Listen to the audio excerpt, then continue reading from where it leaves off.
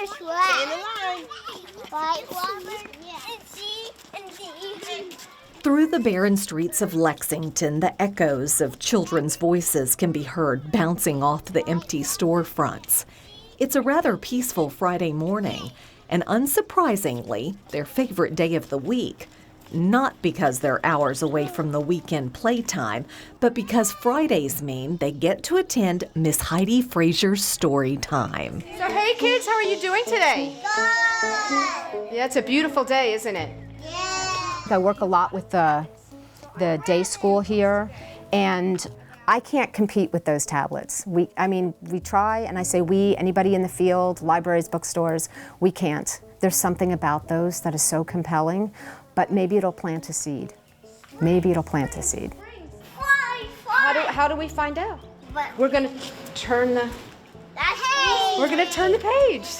So he went on looking for a home. As Heidi flips through this week's book, Home for a Bunny, these tiny tots can hardly contain their excitement, mainly because each turning page brings them one moment closer to their favorite Friday tradition, walking across the street hand in hand to discover a new adventurous world in Heidi's bookstore, 40 Acre Wood, all for free. Are you ready to get your free book? Yeah. I'm gonna show you where it is.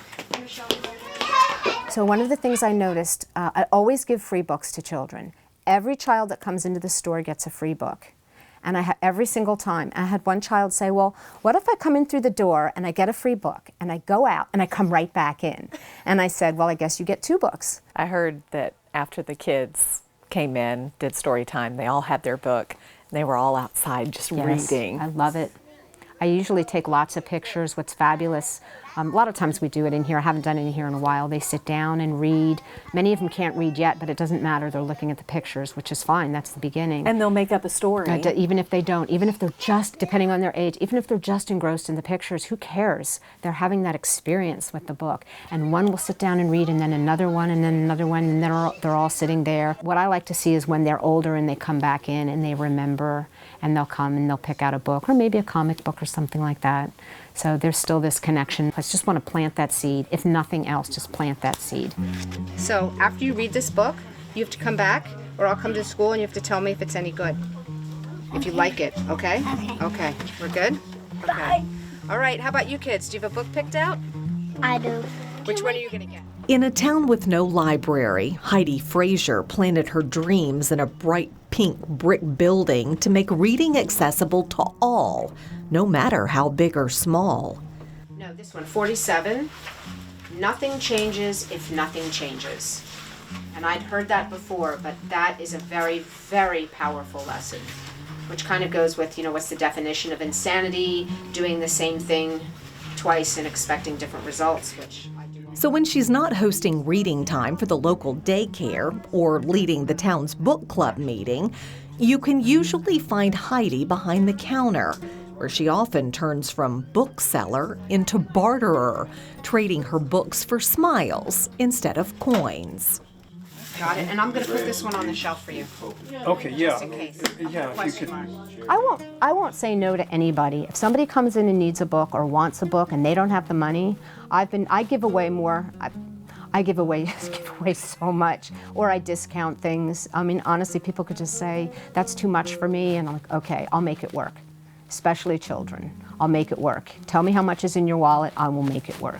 I'm planning to get one for me, Willow, and my dad. Oh, you want to get books for your family? That's fine. I just want to get one book. Let me see this book you picked out. Wait, see how you're putting it in backwards? We're going to turn it around. Inspired by the 100-acre wood forest where Winnie the Pooh resides, Heidi has created the hub of hope for a library-less Lexington.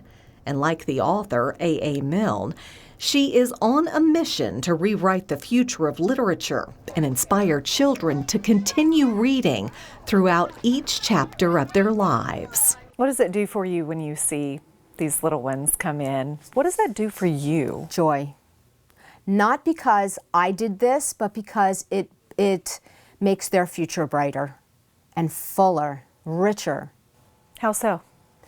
Well, it broadens their landscape and their horizons and their experiences. And especially in a small town, I've known children when they've become adults that have never left their zip code. And you know what? That may be of no fault or choice of their own. So travel through books, meet people through books, learn languages through books.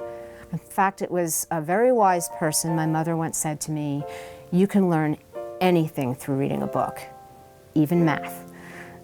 So books are the answer. They're the key. They're our future. They're everything. Are you ready to get a book? Yeah. All right, go pick any book there you want. I like this.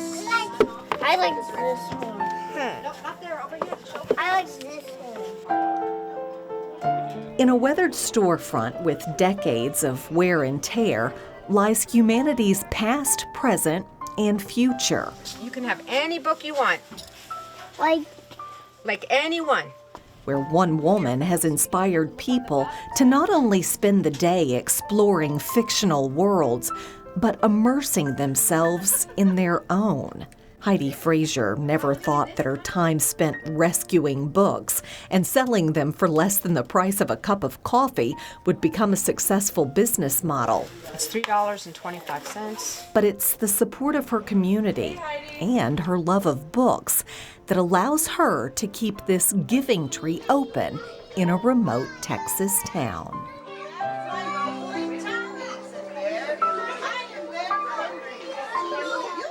Is there ever a day that you go, books? Never.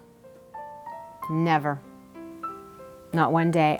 Once I'm here, I don't want to leave. It's that important to you. It's just fun.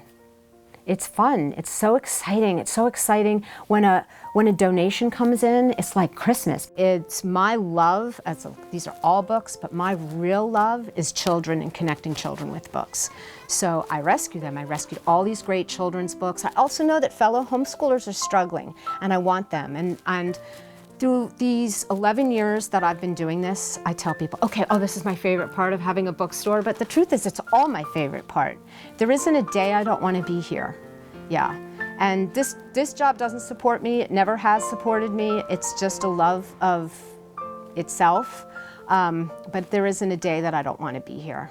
It's like Christmas every day. It's like Christmas every day.